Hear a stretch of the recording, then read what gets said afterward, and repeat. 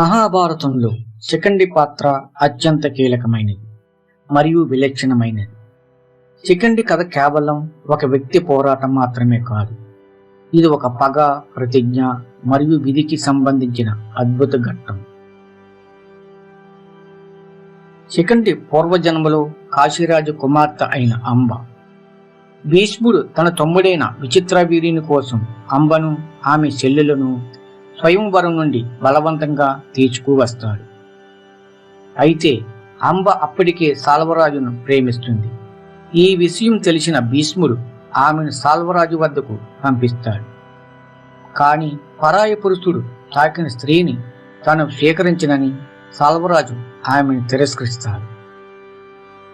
దిక్కుతోచని అంబ తన పరిస్థితికి కారణమైన భీష్ముడిని వివాహం చేసుకోమని కోరుతుంది. కానీ భీష్ముడు తన ఆజన్మ బ్రహ్మచర్యం వ్రతం వల్ల నిరాకరిస్తాడు. దీనితో ఆగ్రహించిన అంబ భీష్ముడి పతనం చూడాలని ప్రతిజ్ఞ చేసి శివుడి గురించి ఘోర తపస్సు చేస్తుంది.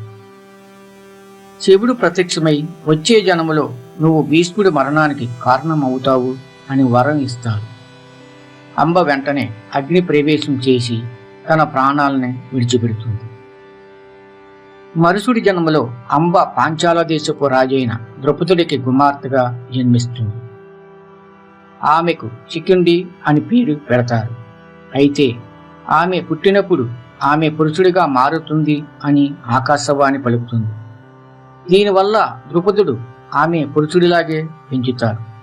యుద్ధ విద్యలన్నీ నేర్పిస్తాడు. తర్వాత ఒక యక్షుడి సహాయంతో శిఖండిని తన స్త్రీతత్వాన్ని ఇచ్చి అతని పురుషత్వాన్ని పొందుతుంది. అలా శిఖండిని కాస్త శిఖండిగా మారి పూర్తి పురుషుడిగా యుద్ధ వీరుడవుతాడు. కురుక్షేత్ర యుద్ధంలో భీష్ముడిని ఓడించడం ఎవరికీ సాధ్యం కాదు. అప్పుడు కృష్ణుడు శిఖండిని యుద్ధరంగంలోకి తీసుకువస్తాడు. భీష్ముడికి శిఖండి పూర్వజన్మ రహస్యం తెలుసు. శిఖండి ఒకప్పుడు స్త్రీ అని, తన ధర్మం ప్రకారం స్త్రీపై లేదా స్త్రీగా పుట్టి పురుషుడిగా మారిన వారిపై తాను ఆయుధం పట్టనని భీష్ముడి ముందే ప్రకటించి ఉంటాడు. అర్జునుడు శిఖండిని తన రథం ముందు ఉంచుకుని భీష్ముడిని ఎదుర్కొంటాడు. భీష్ముడు శిఖండిని చూసి ధనుసు కింద పెట్టేస్తాడు. అదే సమయాన్ని అనుకూలంగా తీసుకుని అర్జునుడు శిఖండి చాట నుండి భీష్ముడిని బాణవర్షం కురిపిస్తాడు.